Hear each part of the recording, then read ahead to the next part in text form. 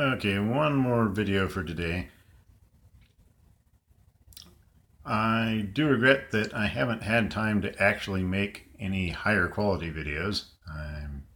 Much as I'm enjoying doing this in the most low-tech way possible, um, I would also enjoy doing it just a little more high-tech.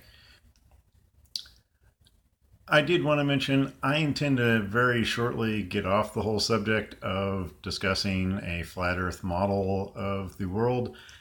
There are people, wiser, better people than me, discussing that issue on a daily basis.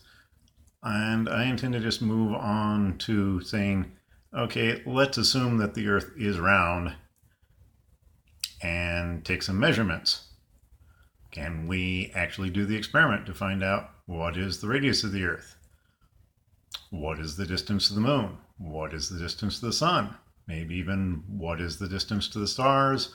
Or at least can we do a low order estimate and say, well, we're pretty sure the stars are at least this far away. And what is the minimum that we need in equipment to come up with reasonable answers to some of these questions? Also, some simple things. Can we simply observe some of the things that science says are out there that we may not have seen with our naked eyes? The rings of Saturn, the moons of Jupiter, sunspots. Picked a bad time for that because we're in a solar minimum, but we'll work on it.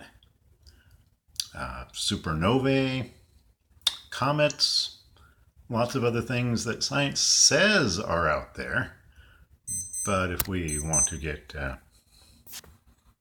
yes, as Douglas Adams observed, the joys of digital watches, but if we want to get into it, have we actually seen sunspots? Do we just believe that they're there because we read about it in a book? Which is my major thesis. That's not really science. If we say, well, I believe there are sunspots because I read about it in a science book, that's really not science. That's kind of, well, taking it on faith that the people that wrote the book knew what they were talking about.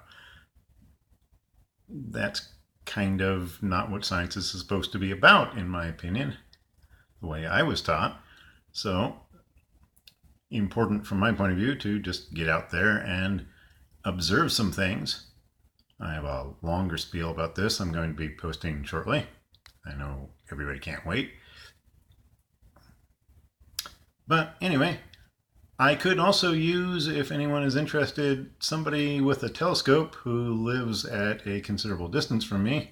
I live in the American Midwest, so there are a lot of people that live at a considerable distance from me. There aren't very many people who live close to me, for that matter. I'm okay with that. I'm not lonely.